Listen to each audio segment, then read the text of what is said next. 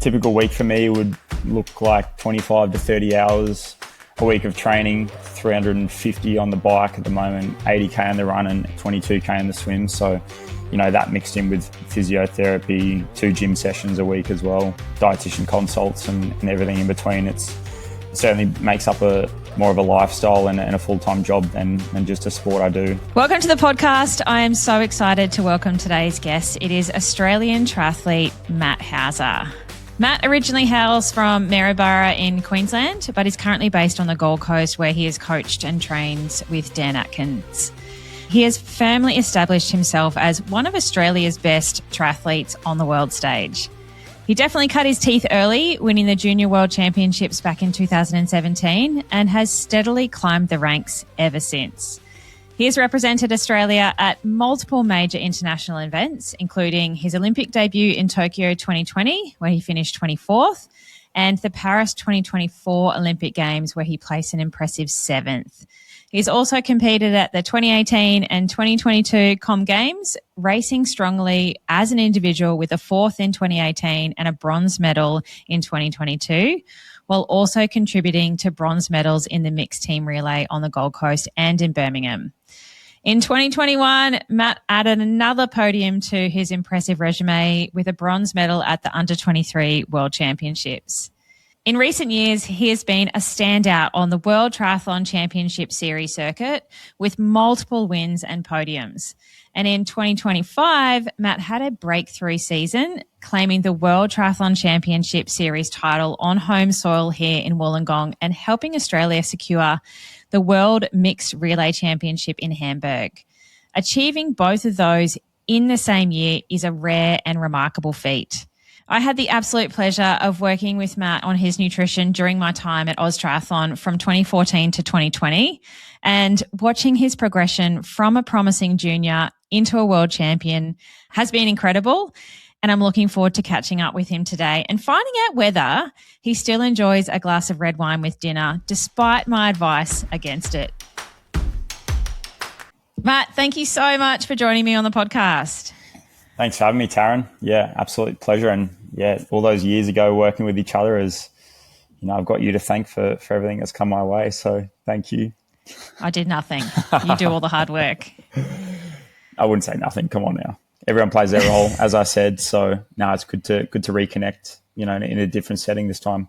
So Matt, what does it feel like to be the 2025 world champion? 12 months before the race, I'd really set myself the target and the lofty goal of becoming world champion on home soil. And now that I've kind of reached that kind of state and whatnot, I think I can probably feel it more so through other people's recognition and my support crew and what it means to them and having them along for the journey. So I think that definitely helps me soak it up a little bit more, but I still don't kind of see myself as one of Australia's greats to win a world championship. It's hard to kind of compare myself to, the Chris McCormacks, the Emma Moffats, Emma Snowsills, all that have come before me. So I think obviously I've still got a fair way to go, and maybe it's because of that I don't quite see myself up there just yet. So I've got a few more things to prove, but it's certainly a nice reflection, looking back and seeing what I achieved last year. You are very humble, and it is, you're right, hard to compare yourself to those people that you've idolised for your entire career, but you are there. You've made it, my friend, and maybe it'll sink in after you've got a few more accolades and feathers in your cap. Hopefully. Yeah, I think maybe that's what's kind of holding me back from taking it all in so much, because I know that there's still, a real big job for me to do. Olympic success is something I haven't really tasted over the past 2 cycles, so that's something that's really motivating me. And the fact that maybe the world champs last year wasn't as hotly contested with Alex and Hayden being out of the picture for the majority of the year, I think while it was nice to celebrate a successful year and campaign there in Wollongong, it was very much like I enjoyed that, I embraced it, and now it's kind of back to work because I know that the challenges are going to come, hot and fast in the next few years. Typical triathlete, right? I know. We don't let ourselves enjoy it too much, do we? We can't, which is a shame. But I think it's also got a lot to do with the psyche of being a true competitor and wanting to always better yourself. So it's a double-edged sword, that's for sure. Yeah, and there's always more to do and more to improve and more training. Like Dan in particular is like, all right, next. Yeah. Let's get back into training. Exactly right. Don't let the highs get too high. Don't get the lows too low. Control what you can control, and everything else doesn't matter. So, yeah. That's good advice. Yeah. So run me through what a typical day in the life of Matt Hauser looks like. What do you do in terms of training nutrition? Because I know a lot of people listening don't really have a concept of what an elite triathlete does. Yeah, for sure. I think it's still evolving, right? Like, I think we've flashed back to like 15, 20 years ago, and the sporting scape kind of looked completely different in our attitude towards nutrition and fueling. So I think for me, I'm constantly learning and constantly adapting, and what I feel is right for getting the most out of my body. But I've eased up a little bit on the wines. You'd be happy to know. I still enjoy one or two on the weekend, but yeah, obviously it's not ideal for recovery, alcohol. So I've learned I'm glad that message has finally sunk in. It's fine. I think, as much as you can kind of hammer it home and tell me and lecture me about it, I think it's a journey you have to go on yourself. Like a lot of things in professional sport, like you could be lecturing a 18, 21-year-old, like junior, going through the process of becoming an elite athlete, and you might be one in one ear out the next. But for them to actually, properly adhere to those lessons and teachings, they kind of need to go on the journey themselves. So that's definitely what I've done. In terms of my day-to-day, obviously it's about fueling throughout the day in terms of dietitian and nutrition work. I've learned a lot in that space. Typical week for me would look like 25 to 30 hours a week of training, 350 on the bike at the moment, 80K on the run, and 20K, 22K in the swim. So, that mixed in with physiotherapy, 2 gym sessions a week as well. Yeah, dietitian consults and everything in between. It certainly makes up more of a lifestyle and a full-time job than just a hobby, than just a sport I do. So it is very much a full-time job. I don't think people, age groupers in particular, really understand that. You just said you did basically full-time hours of training itself, and then you've got to add the physio in. How many times do you go to the physio a week? Probably only once at the moment, but yeah, it's just things just kind of add up, right? Like massage, massage, psych, all that, nutrition, psych as well. Yeah, exactly doctor. Right.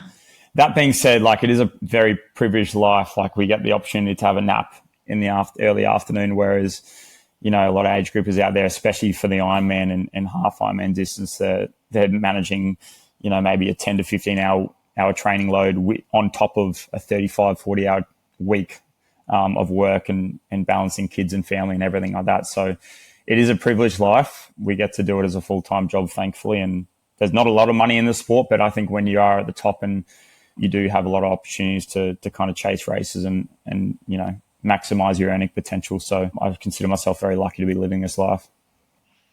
So how does your day start? What time does the alarm go off in the morning? What do you eat? What's your first session? What does it look like?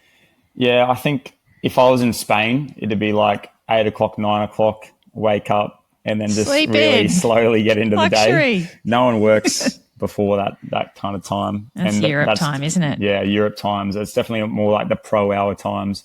But on the Gold Coast, when it's a bit busier out in the roads and the sun comes up really early and the heat smacks down on you pretty quickly, I think it's important to get out of the door early. So probably I'm waking up like 5:15 in the morning for about a 6 o'clock start most days. So this morning, for instance, we went out on the bike at 6 o'clock, did a 3-hour ride just around the Gold Coast, like zone 2 aerobic. But before then, I'd probably make either an AeroPress if I couldn't be bothered chucking on the espresso machine, or an espresso or a flat white or whatever it be. And then maybe some like muesli granola with some yogurt and a banana or two. Yeah, set up my nutrition. So it'd be like Morton mix, Morton 320 mix for my bottles. And then like a Morton solid, and then maybe another banana and a muesli bar on top of that. So just quick, easy snacks that carbohydrate dense. Yeah, train in the morning, and then probably have like a second breakfast / brunch, like mid-morning. So I think today I had like 2 hash browns, 2 eggs, a bagel with cream cheese, crispy chili oil, which I've been smashing lately, nice. half an avocado, 50 grams of feta cheese. Got it dialed, Matt. I know that was a really good brekkie this morning. Actually, probably not a typical brekkie, but everything was in the fridge and packed, so it was good. And then an hour or two later, I'd probably look to have lunch. Probably not like a huge lunch, but just another top up on top of that brunch, whether that be like tuna or rice or like a sandwich or a toasty or something like that. And then I go into my afternoon session, which today is a swim at 1:30. We'll do 5K, mainly aerobic endurance with a few sprints and start working there. And then after that, I'd probably go to the servo and get a chocky milk, to be honest. Like it's totally fine. Sometimes I am topped up and prepared with like a Pillar Performance Protein Shake with some collagen in there as well. But other than that, I'll probably go to the servo and get like an oat protein drink, maybe a packet of chips. I think that's probably something that I haven't really kicked from when I started training as a young gun on the Gold Coast to now, is like I am partial to a chocky milk and a packet of chips from the servo post training. So anything to get the fuel in just after, in that 30-minute window. In the late afternoon, I'll probably go for like a half-hour jog this afternoon. And I find like over time I've gotten a lot better at training my stomach to deal with having different foods and different consistencies in there. And I think that really is important, especially when you do get to the longer distance as well, like to be able to train your gut and to manage everything that you put in there, solids, liquids, and everything in between, I think is super important. However way you can get your carbs in and get it in quick is the most important part. And then, into dinner, which tonight will be a barbecue. And I'll do it all again tomorrow. I love that you're cooking for yourself and you've got it all organised. Of course. Well, Mum and Dad are coming tonight actually down from Harvey Bay, so I'm treating them to a barbecue. So. Oh, nice. I'm sure they'll appreciate that. Definitely. On a normal week, it'd be like, I'd say like a 5-2 mix in between like either getting takeout or going out for a meal and then cooking. Just how it is, life gets busy and you get a little bit lazy sometimes, but you can afford yourself that every once in a while. Yeah, as long as you're eating for you, I think. Exactly right. Yeah, no matter what, whether it's a packet of chips or what. Yeah. And so what does the gym look like for you as an elite athlete? What sort of numbers are you hitting in the gym? I think that's also really important to highlight. You're going twice a week. Yeah, twice What do a you week. squat? What do you deadlift? What do you bench? Give us some numbers, Matt. It's real. I don't bench at all. Brandon Copeland, my training partner, has actually been benching at the moment, so I don't know what he's trying to get out of that. Bigger chest, maybe. Get swole, yeah. I'm not too sure, but look, squatting numbers. Say, for instance, we're building up slowly at the moment, but for a set of 4x8, I'll probably be at 80 kilos. So at the moment, it's like kind of higher reps, lower weight, and then we'll into like the power phase closer to racing. We'll probably dial that up a little bit and bring the reps back. For me, at the moment, we've been focusing on a lot of like lower leg strength because I've actually had a bit of plantar fasciitis at the moment. So trying to manage that. That's where collagen is having a pretty good role with that, making sure the blood is working in those areas in the right ways. So in gym, I tend to mix collagen and protein together and just sip on that throughout the session to make sure I'm getting topped up, not just post, but during. Got some vitamin C in there? Vitamin C. I have vitamin C in the morning. Need some vitamin C with your collagen, my friend. I'll talk to you about that after. All right. Does it work in the same way that it does with iron? No, but it'll help get the collagen into your tendons where you need them. Okay, sweet, perfect. I should be listening more. Pillar, I don't know about Pillar. I'll have a look for you. It might have some vitamin C in the product. Potentially. Yeah, I'll have to check as well. That's probably me being the bad sponsored athlete, not knowing Get exactly. your dietitian to sort it out for you.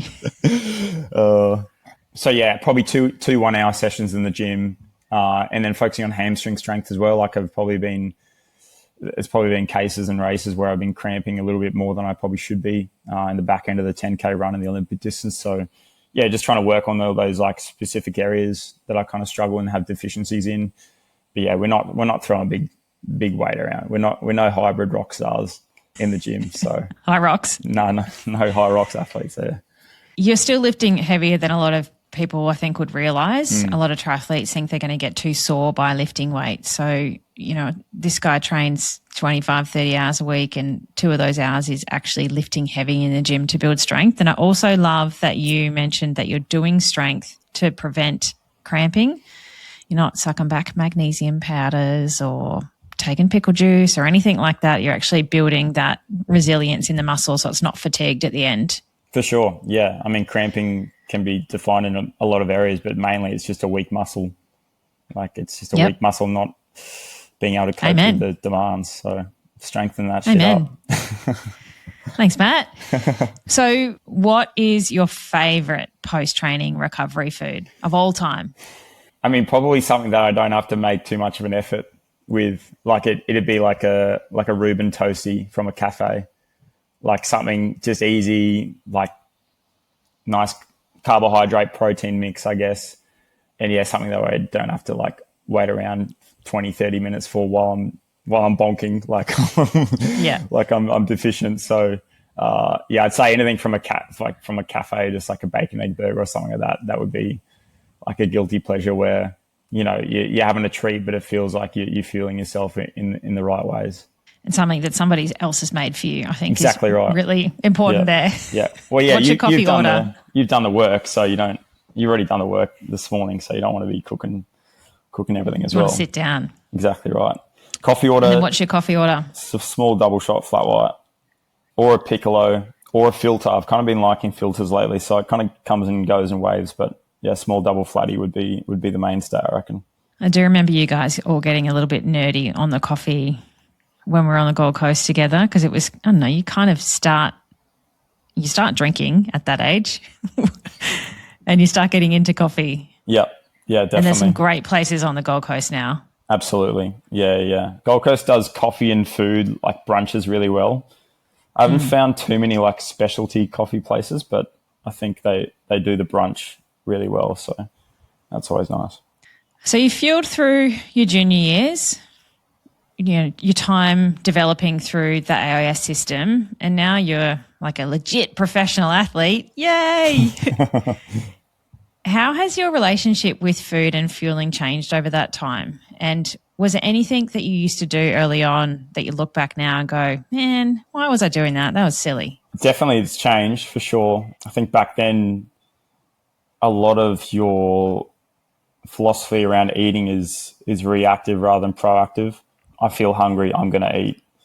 You know, I've got an empty stomach, I need to eat kind of thing. Whereas it's like now I see fueling and food as more of like a vessel to maximize training. Yeah, kind of like breaking it down into like chemical terms. It's like this is just fuel I need to get in before a session to maximize my workload. Even to things where like before races, I remember like even 2015, 2016 junior world champs, like pre-race, I was having like a footlong sub with mayo and chicken teriyaki and all these different fibers and stuff like that. And it's like, you know, it probably wasn't the best to maximize my carbohydrate intake at the time. Whereas now, fast forward 7-8 years, I'm having plain rice basically with honey or yogurt or something to dress it up a little bit, but I'm really getting bang for my buck now. And that's kind of where my relationship with food's changed, where it's like, yeah, it's a lot more strategic, not just for the enjoyment of it, but for actually having a purpose behind the fueling. So yeah, definitely. That is something that does take a lot of time and knowledge to build that too. And, you know, trial and error, you've kind of landed on things that you know work for you, that feel good. And that's really important because your nutrition is so unique to you. And you even mentioned that before around training, like understanding what training is best for you and what your body is absorbing. So it is an evolution. And in the beginning, you know, you move out of home, you move down from up north, you don't have your parents, you need to understand how to cook, you're living alone or with a buddy. And it's a huge learning curve when you don't have a lot of time in the week to, you know, make elaborate meals. It's got to be fast. It's got to hit the right targets. Definitely. Yeah, there was a lot of $5 Coles pizza days. Definitely. I remember Dan Coleman, I used to obviously live with him, and he would like get a $5 Coles pizza, but he would be like, no, I'm going to do it the healthy way. I'm going to add some broccoli pieces on top. and he just sprinkles some broccoli pieces. I'm just like, oh my goodness me. Like, this is just a bachelor's diet, isn't it? But sounds like Dan Coleman. For sure. Yeah. But oh my goodness. Now you've probably got a bit more money to pay for food as well. Like, people don't really realize that when you're developing, you don't have the funding, you don't have the sponsorship, you're not getting paid. So it can be a really hard battle to get to that level when, you know, people don't see that hard work in the background either. Yeah, definitely. Food is a massive limiter in that way, where people might be stopping off at a cafe and, you know, you kind of want to and need to eat, but it's like, oh no, I'm going to wait an extra 45 minutes because I know I've got like a little bit of food at home that I can muster up. Or it's all about investing in your health and your sport and your performance at the end of the day. And yeah, that's a big thing. Yeah, that I've learned is like, I don't really spend money on heaps of clothes or like treating myself is like going to cafes, like, you know, spending money on food that I know that's going to directly like impact on my performance in my career. That's really important. When you were first identified and supported as an elite athlete, you were very young, quite early on in your career. What was that actually like growing up day to day? Did you ever feel like you missed out on normal teenager life? Or did that structure of triathlon and having those goals and that focus give you maybe something that most kids don't get when they're growing up? Yeah, I think obviously moving to the Gold Coast and knowing a few people from the sport was able to broaden my social skills, and also just to have some mates in and out of the sport definitely made the tough times a bit easier. Yeah, moving out of home and being independent and whatnot. I think talent got me a long way. Like, in those early years of being a teenager in a high performance environment, like, I did rely on talent for a lot of my junior years, and that probably made the fact that like I was still able to do some social things, but then also back it up in training and racing a little bit easier, you know, like, yeah, like drink some wine, still train, all good. No worries, back it up the next day. Like, that's just, you kind of feel like you're invincible back then. So in a way, I was kind of able to do a little bit of both. But the realization came in my early 20s, like after my first Olympics, that, you know, you can't really have both sides of the coin. It needs to be, you know, on either heads or tails. So yeah, I knew that in order to progress my career that step further and not just rely on talent, but also put in the hard work as well, I needed to probably cut back on a few of those, you know, teenage, early 20s things that it's just natural part of life. Like, it's just, you're exploring things and what you are and what like kind of social hangouts and groups you kind of connect yourself with. So if I was told like, oh, you need to do this, you need to do that, you need to be more disciplined, like I probably wouldn't have connected as much as if I didn't like go through that journey myself. So yeah, I definitely don't regret anything. You are so young too. You know, you train like a professional triathlete from a very young age. And it's just part of the lifestyle in a way, and everyone is doing it. So it's really easy to have a really, you know, nice, fun life when you're swimming, biking, running in a week and you're loving it and your friends are all doing the same. For sure. Yeah. And I think it's given me so many lifelong friends and taken me to so many places and given me so many opportunities. Like, people speak about, is all that hard work and sacrifice of hours and stuff like that worth the few minutes of recognition or fame, or, you know, standing on the dais and whatnot? It's like, probably not if you just isolated it just to that one instance of recognition and you know, gold medal and whatnot. It's about everything that comes after that through life and the experiences you have in and around it. Like, it is 100% worth it. I'd live this life over and over and over again. Yeah, and it is your legacy forever as well. It's never going to go away. For sure. From the outside, your career does look like it's been a steady rise as you've gone through development and into professional. But inside that process, there's always ups and downs. There's always setbacks. Were there any moments throughout your career so far where you genuinely questioned whether this was the path that you wanted to do, whether it was worth it, and whether you'd actually make it as a professional triathlete? Yeah, there was probably a few times. I think what's kind of rung true throughout my whole career is like my belief in myself. Like I always believed I was going to get there. It was just about like when and if I had the patience to be able to do so. Like when I first started out, I obviously had a lot of success as a junior triathlete, but I thought it'd just all come to me thick and fast. Like I tried to model myself around the Brownlees and Alistair Brownlee, and seeing him, you know, go from like junior to under 23 to senior world champion in the space of just 3 years, like that just meteoric rise. I kind of saw myself trying to attempt that too, and just getting to the top as soon as possible. And once that didn't happen, and I had a few setbacks, like a few bike crashes and bits and pieces, like I kind of definitely had to be accepting of the fact that this journey isn't going to be perfect. Like searching for perfection just isn't the way to go about things. So yeah, for me, I think just accepting that and accepting it as like a longer journey, and just getting obsessed with like the little things, like being obsessed and addicted to getting a little bit better each year or getting a little bit better each week. And just, I think the feeling that progression gives you in training, like that everyone can attest to it. Like I think, you know, you're 4 or 5 weeks into a run block or something like that, and suddenly it just starts feeling that little bit easier, or you start hitting those times just a little bit more comfortably, or you start running a little bit quicker. Like that's the most addictive feeling like on earth for me. Seeing those kind of progressive states and getting the most out of yourself and bettering yourself, you know, as an athlete and as a human, I think that's kind of never made me truly question like why I'm doing it. Just those little goals along the way that kind of keep you going. Like a golf analogy, like if you may hit 17 horrible holes, but it's that last hole that if you hit a birdie or par, or you just one good putt or something like that, will keep you coming back for more and more and more.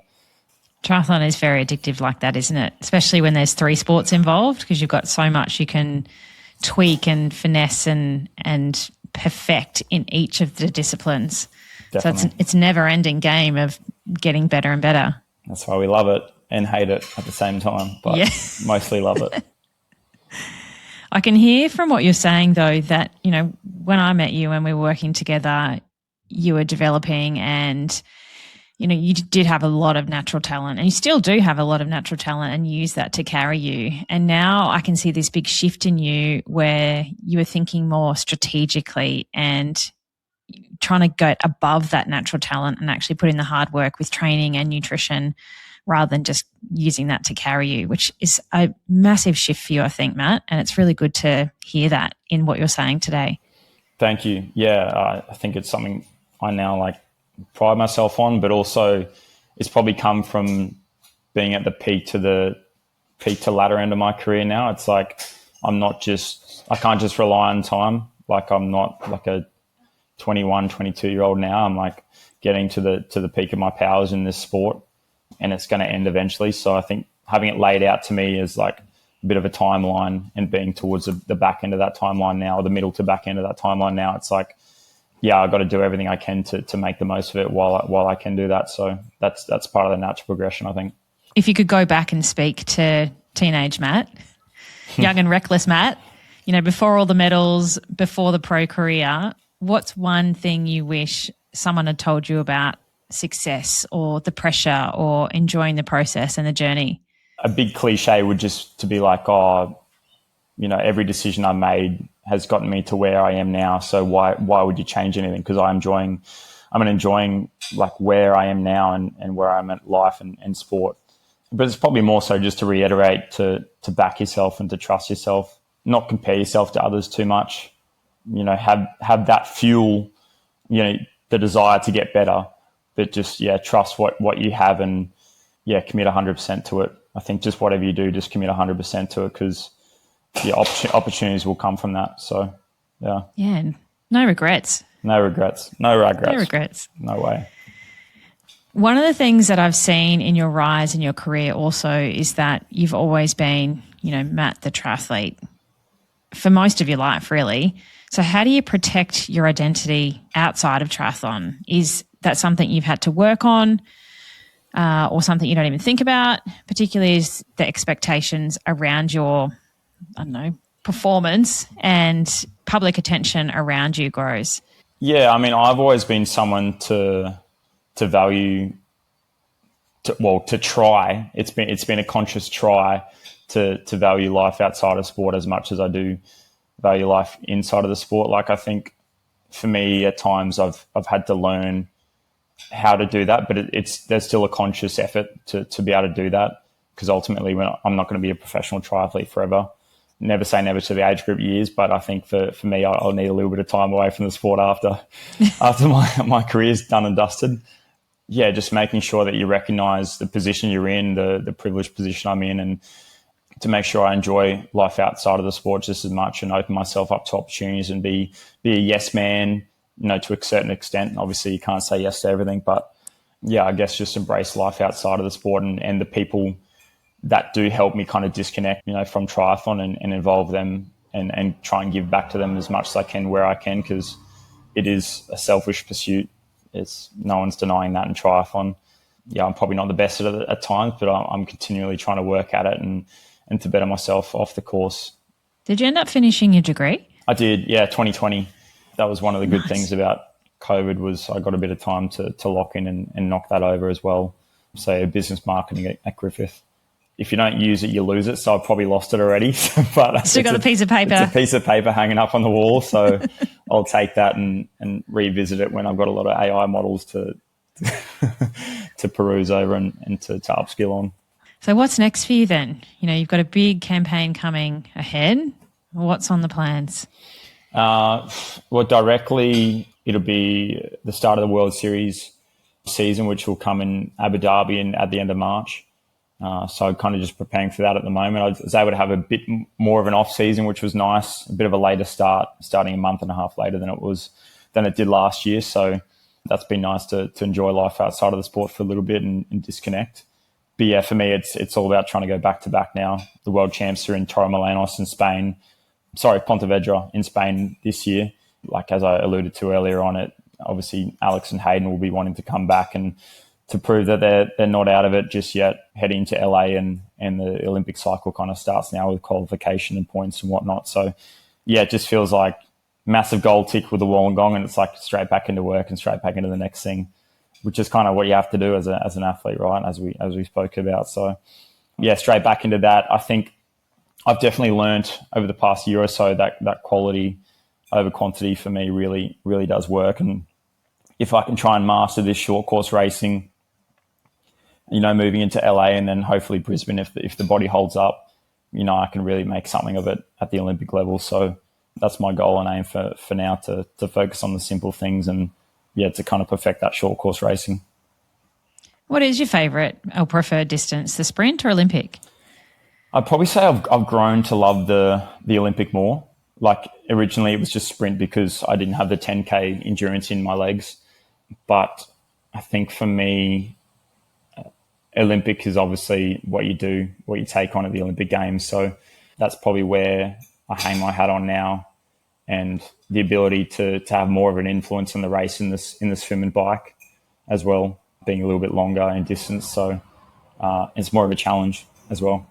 And can you ever see yourself doing a long course event? So 70.3 or full distance Ironman one day? Always guarantee the question every time I do a sporting or triathlon podcast is, when are you going long? I mean, I attempted to do it last year in Geelong, but obviously that wasn't meant to be when my bike broke. So I'm treating that as a bit of an omen for now. I think I'll definitely get around to it at some stage. But as I mentioned, I really want to perfect and master the short course racing, because I think, like, as soon as you start to waver or try too many things or test out too many different distances. I mean, we saw it with Christian when he tried to go, Christian Blumenfeld, when he went from, Olympics to long distance back to Olympics. Like, he wasn't quite the same athlete as he was once before. So I also want to give it the respect it deserves. Like, I know for me, I'll be starting from scratch basically in the TT bike and doing stuff with positioning, and the sport's evolved so much now that you really need a good 12 to 18 months to be able to dial yourself in correctly to compete with the top guys. And the sport's just getting faster and faster, and it's becoming a bit F1-like as well. I still see the enjoyment and the thrill I get out of, racing competitors over a shorter, sharper, more intense distance where, adapting to each move and variety of factors throughout the race is is the thing that gives me the biggest kick out of the sport, not just holding power or racing within yourself for a long period of time. So yeah, I'd rather go faster for shorter rather than slower for longer. And the type of racing that you do as an elite is so much more tactical too, because it is, draft legal in the bike. And there's so much that can be done on a course to make or break an event in an event like that. Definitely. Yeah. And I think the way short course is going now, and it's always evolving, but it's probably heading back towards like the Brownlee era, where it's like you really do have to be a complete triathlete across the board, swim, bike and run. And whether that's necessarily true over the longer distance is probably yet to be proven. A lot of guys can kind of bluff their way through the swim and sit on feet and really be an uber biker and a decent runner and be up there somewhat. So all in all, the sport's got a long way to go, but I feel for me, my niche is certainly suited to the shorter stuff. Yeah. And any Super League events on the cards for you? Those look super fun. For sure, definitely always a lot of fun. The format's kind of changing again this year, so there might be a few clashes of dates. So I'm yet to kind of work through that. But obviously the main priority is focusing on World Champs, so I might have to make a few decisions around that. But yeah, certainly a lot of fun racing, and it feels just like one big family traveling around the world, smashing each other for 10, 15 minutes at a time. So it's a great production value, and it's a production value that's being now combated with the T100 and all those formats as well. So it's all we're all pushing the sport forward, and it's just super lucky to be in a sport where we have so many opportunities and distances and varieties of distances to race in these days. Yeah, it's made it a much more spectator-friendly sport too, which has been nice. Definitely. Yeah, it's nice to get the recognition. It'll still be a participation sport for a long time to come, I think, but I think slowly we're marketing and we're putting it out there, and we're dressing it up nicely for everyone to consume. Yeah, there's something like 2.8 million triathletes worldwide or something. Like there's a lot. It's pretty amazing. And it's only going up every year. It's pretty amazing. I remember like back in school when people would ask me like, oh yeah, when's your next marathon, Matt? Like when are you doing your next marathon? It's like, I don't do marathons. I do triathlons. It's a swim, bike and run. Like you got to really dress it out to them and spell it out. But I feel like now it's becoming a little bit more mainstream. Obviously the COVID era brought a lot more runners and endurance athletes into the picture. And now they're probably trying to find a different and more unique challenge and kind of transferring across to triathlon now, which is super cool. And I hope it continues to happen, because ultimately we love the sport and we want it to grow. Yeah, I agree. It's a great sport. Well, Matt, thank you so much for joining me today and fitting me in between your 3 training sessions that you've got on and amongst all the eating. It's been so good to connect with you again after about 5 years, I think it's been, and just to see how much you've grown. It's so good to see, and I love how much thought you put into your nutrition. Thanks, Taryn. Yeah, I appreciate it. Yeah, it's a learning curve. It always is, and obviously I'm still learning now. But yeah, it's been a good journey. So thanks. Could be nice to reconnect. Good luck for the next 8-10 years of your career. I've been watching from afar, and I've been so proud. But it's so good to see you dominate the podium and just mop everyone up. And I look forward to seeing that happen in the future. Thank you very much. Appreciate it.